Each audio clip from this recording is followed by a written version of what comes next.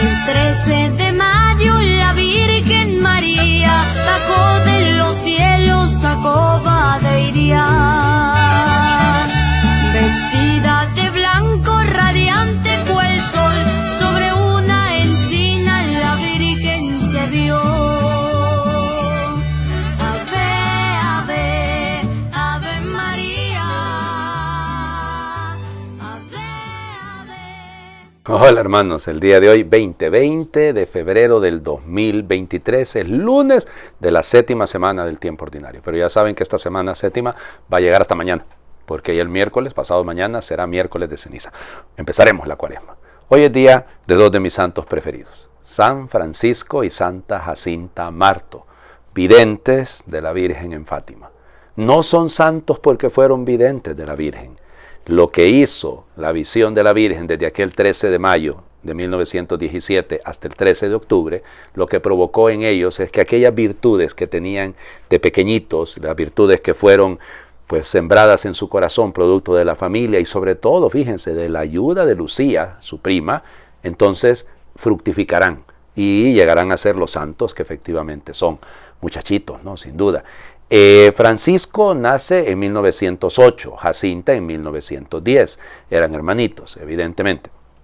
Ya les digo, pues lo que hacían eran pastorcitos, cuidaban allí cerca de Cobadiría, cuidaban pues ovejas y rezaban el rosario y escuchaban a Lucía que les hablaba de Jesús. Y bueno, era una cosa linda, ¿no? Y el 13 de mayo pues se les apareció una hermosa señora vestida de blanco, a la cual vieron sufrir también en algún momento, porque decía ella y les pedía que hubiera conversión, porque ya no se podía seguir ofendiendo tanto a Dios. Y ese es el dolor, ¿no?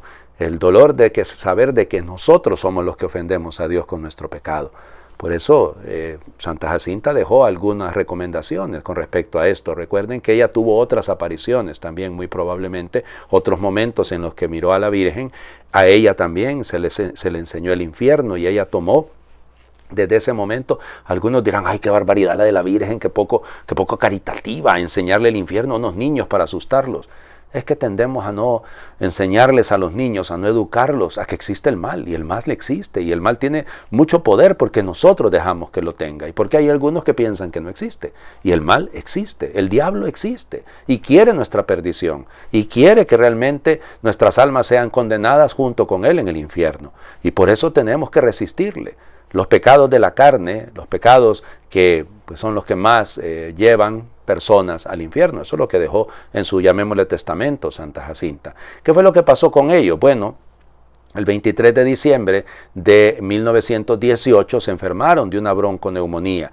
A Francisco la Virgen le había dicho que pronto iba a llegar, que le iba a llamar a estar junto a ella.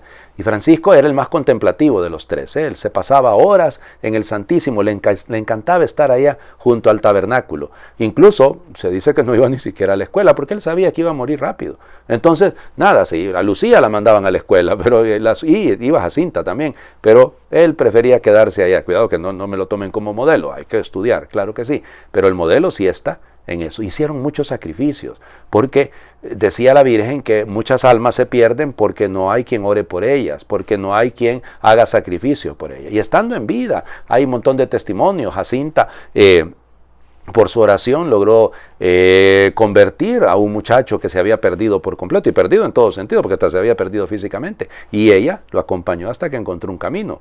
Ella no estuvo ahí, pero su oración fue la que provocó eso.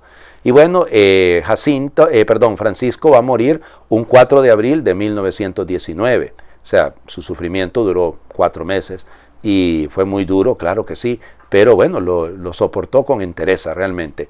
Jacinta va a sufrir muchísimo más, porque la operaron, incluso le sacaron 2 costillas y le quedó una herida bien grande, dicen, y ella sufría mucho, pero no se quejaba, porque todo su sufrimiento lo ofrecía al Inmaculado Corazón de María. Ya no en balde, yo me quedo pensando en eso, ¿no? La gracia que Dios me concedió de ser ordenado el día del Inmaculado Corazón de María, por algo ha de ser. Tengo que hacer muchos sacrificios, sin duda que sí, tengo que convertirme en primer lugar.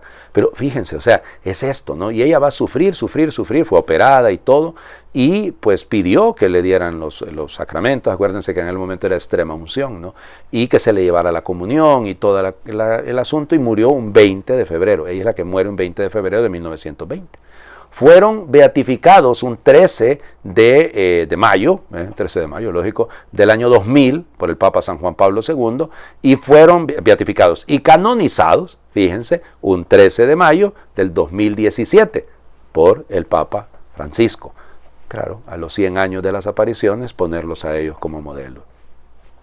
Miren, son santos niños, son niños que vivieron la santidad porque se consagraron a orar y a trabajar y a vivir por los pecadores, para reparar, para consolar a nuestro Señor. Buena tarea. ¿Qué les parece si pasado mañana nos ponemos de acuerdo ustedes y yo y hacemos ayuno para consolar a nuestro Señor? No solo por la penitencia, sino para consolarlo, para orar por los que más pecan. Probablemente el que más peca sale en el espejo, ¿no? Vamos, las lecturas. Ok. No vamos a continuarla porque se cortará el miércoles, ¿no? Pero en la séptima semana lo que se lee en los años impares, lógico, es el libro del Eclesiástico. Entonces leemos los primeros 10 versículos del libro del Eclesiástico. Toda sabiduría proviene del Señor y está con Él eternamente.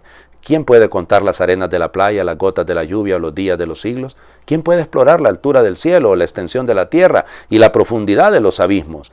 Antes que cualquier otra cosa fue creada la sabiduría y la luz de la inteligencia desde la eternidad. ¿A quién se le ha revelado la fuente de la sabiduría? ¿Quién ha conocido sus recursos inagotables? Uno solo es sabio, temible en extremo, el que está sentado en su trono, el Señor. Él creó la sabiduría, la contempló y la midió, la ha derramado sobre todas sus obras y sobre todos los hombres, según su generosidad, la ha derrochado entre aquellos que lo aman. Palabra de Dios. Te alabamos, Señor. La belleza de este texto, ¿no? Recuerden que el Eclesiástico, el libro de Jesús ben Sirá, la Sirácida se llama también a veces, o Sirácide, es un libro de sabiduría, es un libro sapiencial. Entonces, por eso lo que va contando es esta historia, ¿no? Es la sabiduría. Antes que todo fuera creado, fue creada la sabiduría. Algunos, lamentablemente, algunas herejías van a decir, Cristo es la sabiduría. Ahí dice que fue creada. Vamos. Es una personificación de lo que es la sabiduría, pero evidentemente que el verbo de Dios existe desde toda la eternidad. Pero fíjense la belleza que nos hace entender de lo que es la sabiduría. Es una ciencia que es propia de Dios. Es un conocimiento que viene de Dios, que me acerca a Dios. Por eso Él creó la sabiduría, Él la contempló, Él la midió y Él la repartió. Y es eso, proporcionalmente, pero sobre todo tienen mucha sabiduría, el conocimiento de Dios, el sabor de Dios, el buen sabor del Espíritu, aquellos que aman a Dios, aquellos que responden a Dios. ¿Por qué a veces nos perdemos tan fácilmente frente a una crisis, frente a un problema? Porque no tenemos la sabiduría de Dios, porque no procuramos la sabiduría de Dios. El Evangelio, es un evangelio un poquito largo, Marcos capítulo 9, versículos del 14 al 29. En aquel tiempo, cuando Jesús bajó del monte y llegó al sitio donde estaban sus discípulos, vio que mucha gente los rodeaba y que algunos escribas discutían con ellos. Cuando la gente vio a Jesús, se impresionó mucho y corrió a saludarlo. Él les preguntó, ¿de qué están discutiendo? De entre la gente uno le contestó, Maestro, te he traído a mi hijo que tiene un espíritu que no lo deja hablar. Cada vez que se apodera de él, lo tira al suelo y el muchacho echa espumarajo, rechina los dientes y se queda tieso. Les he pedido a tus discípulos que lo expulsen, pero no han podido. Jesús les contestó, gente incrédula, ¿hasta cuándo tendré que estar con ustedes? ¿Hasta cuándo tendré que soportarlos? Tráiganme al muchacho. Y se lo trajeron. En cuanto el espíritu vio a Jesús, se puso a retorcer al muchacho, lo derribó por tierra y lo revolcó haciéndole echar espumarajos. Jesús le preguntó al padre, ¿cuánto tiempo hace que le pasa esto? Contestó el padre, desde pequeño, y muchas veces lo ha arrojado al fuego y al agua para acabar con él. Por eso, si algo puedes, ten compasión de nosotros y ayúdanos. Jesús le replicó, ¿qué quieres decir? ¿Qué quiere decir eso de si puedes? Todo es posible para el que tiene fe. Entonces el padre del muchacho exclamó entre lágrimas, creo, Señor, pero dame tú la fe que me falta. Jesús, al ver que la gente acudía corriendo, reprendió al espíritu inmundo, diciéndole, espíritu mudo y sordo, yo te lo mando, sal de él y no vuelvas a entrar en él. Entre gritos y convulsiones violentas salió el espíritu. El muchacho se quedó como muerto, de modo que la mayoría decía que estaba muerto, pero Jesús lo tomó de la mano, lo levantó y el muchacho se puso de pie. Al entrar en una casa con sus discípulos, estos le preguntaron a Jesús en privado, ¿por qué nosotros no pudimos expulsarlo? Él les respondió, esta clase de demonios no sale sino a fuerza de oración y de ayuno. Palabra del Señor. Gloria a ti, Señor Jesús. Pues más vale que dentro de poco vamos a empezar el camino de la oración y el ayuno más intenso, porque de eso se trata, ¿no? Bueno, porque ayuno, claro, hay que hacerlo todos los viernes, algunos lo hacen también los miércoles, no hay ningún problema. Es decir, y sobre todo por la conversión, ¿no? Eso no es ninguna dificultad. Ahora, yo lo que quiero hacerles ver es esto. Claro, alguno dirá, padre, Eso es una epilepsia lo que tenía este muchacho. Es probable, no lo neguemos. O sea, en la cultura judía no entendían esto. Entendían que el mal está detrás, la enfermedad es un mal. Y por eso hay que combatir el mal.